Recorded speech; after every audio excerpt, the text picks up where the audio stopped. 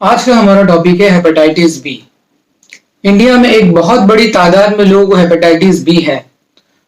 बहुत से लोगों को इसके बारे में मालूम है कि उनको हेपेटाइटिस बी है, बहुत सारे लोगों को नहीं मालूम है कि उनको हेपेटाइटिस बी है। वो जाने अनजाने में किसी न किसी तरह अपने करीबी लोगों को, रिश्तेदारों को हेपेटाइटिस बी की बीमारी पहुंचा रहे हैं। तो आज हम यहाँ जानिए कि हेपेटाइटिस बी कैसे फैलता है, उसके क्या क्या लक्षण है, उसकी क्या क्या जांचें हैं और उसके क्या क्या इलाज हैं आयुर्वेद में और मॉडर्न साइंस में भी।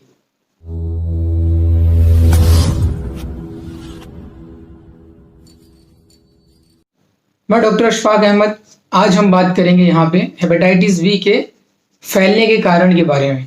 घाव जब हो जाते हैं तो वहां से जो पानी निकलता है, अगर उस पानी को कोई टच करता है तो उससे भी होने का चांसेस है। अगर उसके ब्लड में टच हो जा रहा है तो टूथब्रश जो करते हैं तो ये उससे भी फैलने का चांस इससे रहता है।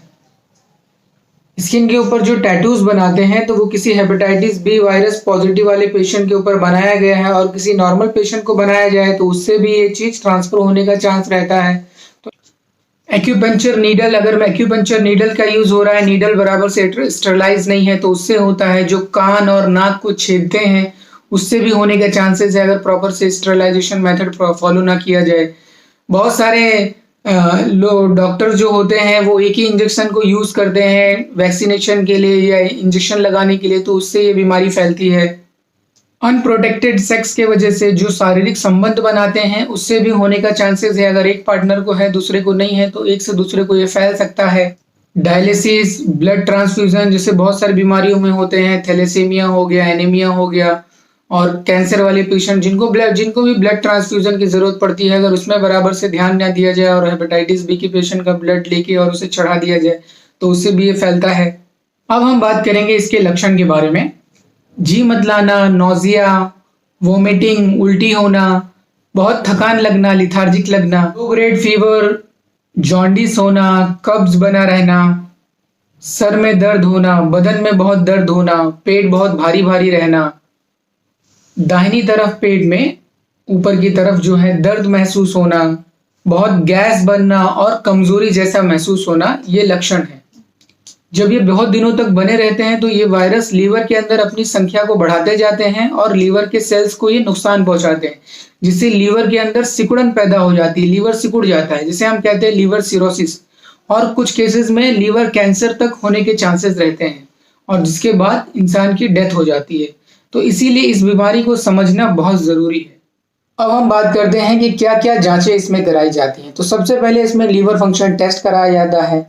HBsAg जांच कराई जाती है जिसे ऑस्ट्रेलियन एंटीजन टेस्ट भी कहते हैं। anti-HBV, IgM anti-HBV और HBV DNA जो वायरल लोड होता है इसका, ये भी कराया जाता है। फिर अल्ट्रासाउंड होता है, CT स्कैन होता है और कुछ केसेस में बायोप्सी भी करानी पड़ती है। अब इसके इलाज के बारे में बात करते हैं। तो इसका कोई प्रॉपर इलाज मॉडर्न साइंस में नहीं है, पर हाँ, अगर वायरस बहुत तेजी से बढ़ रहा है तो कुछ ऐसे इम्यूनोमॉड्यूलेटर ड्रग और एंटीवायरल ड्रग्स हैं जो उसकी बढ़ोतरी को कम करते हैं। जो फास्ट बढ़ने की प्रक्रिया है वायरस की उसको कम करते हैं और जिससे ये बीमारी में हम लंबे समय तक अपने आप को बचा के रख सकते हैं। तो हम देखेंगे कि आयुर्वेद में क्या ऐसा इलाज है कि जिसको लेने से प्रॉपर तरीके से हम इस बीमारी से बच सकते हैं। इसमें जो वायरल लोड बढ़ा हुआ है और जो वायरस अंदर बढ़ा हुआ है उसको किस तरह से नॉन रिएक्टिव कर सकते हैं और उस वायरल लोड को हम कम कर सकते हैं। बहुत सारी आयुर्वेदिक दवाइयां हैं जो लीवर को प्रोटेक्ट करेंगी और अगर ये वायरस अंदर है तो इसके लेवल को कम करेंगी और जो वायरल लोड बढ़ा हुआ है DNA का उसे भी कम करेंगी। तो इसमें जो प्रॉपर वे में देखा जाता है तो पहले हम शोधन चिकित्सा करते हैं और शमन चिकित्सा करते हैं। इसमें पंचकर्मा का भी यूज किया जाता है, लेकिन हम यहां सिर्फ बात करेंगे दवाइयों के बारे में। सबसे पहले है कटुकी। कटुकी ये बहुत बेस्ट हेपेटोप्रोटेक्टिव ड्रग है। इसकी एंटीवायरल प्रॉपर्टी भी है। ये हेपेटो सेलुलर को रीजनरेट भी करता है, मतलब जो लीवर सेल्स हैं उनको ये रीजनरेट, जो भी डिस्ट्रक्शन हुआ है उसको फिर से रीजनरेट कर देता है लीवर सेल्स को। एक्यूट वायरल हेपेटाइटिस में भी इसका इस्तेमाल होता है और दवाइयों के इस्तेमाल करने से भी जो हेपेटाइटिस हो गई हैं, जो लीवर को नुकसान पहुंचा है ये उसको भी रिवर्स करने में ताकत रखता है। दूसरी जो बेस्ट मेडिसिन है वो है भूमि आंवला। ये हेपेटोप्रोटेक्टिव भी है, पीलिया की बहुत सी बीमारी में हम लोग देते हैं जॉन्डिस में। ये हेपेटाइटिस बी वायरस को क्लियर भी करता है, मतलब जिसके बॉडी में हेपेटाइटिस बी वायरस है, इसको अगर हम लॉन्ग टर्म तक देते हैं तो ये हेपेटाइटिस बी वायरस को क्लियर करता है। इन सारे दवाइयों के ऊपर बहुत अच्छी रिसर्च हुई है और बहुत अच्छे रिजल्ट मिले हैं। इसी तरह एक चमत्कारिक दवा और है जिसका नाम है कालमेग। ये हेपेटोसाइट्स की रीजनरेशन को फास्ट करता है, जो सेल्स हैं उनको ताकत देता है, लीवर को ये ताकत देता है। जो कैंसर के बनने का प्रोसेस है ये उसको भी रोकता है, और जो टॉक्सिन्स अंदर जमा हो रहे हैं, टॉक्सिन्स लीवर में बन रहे हैं, ये टॉक्सिन्स को भी कम करता है। और शहात्रा और पीत पापड़ा ये भी लीवर सेल्स के लिए बहुत अच्छा है, लीवर को प्रोटेक्ट करता है, लीवर को ताकत देता है। तो हमने देखा कि क्या क्या आयुर्वेद में दवाइयां हैं। इन दवाइयों के ऊपर रिसर्च हुआ है और इनके बहुत पॉजिटिव रिजल्ट्स आए हैं और पेशेंट्स को इससे बहुत फायदा हुआ है और इनके कोई साइड इफेक्ट्स भी नहीं है।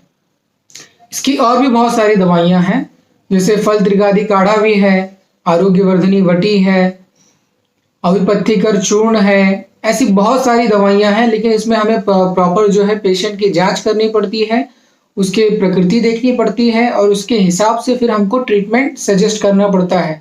तो आज के लिए था हमारा हेपेटाइटिस बी का टॉपिक। आप अपना ख्याल रखिए, मिलते हैं नेक्स्ट वीडियो में नए इंफॉर्मेशन के साथ।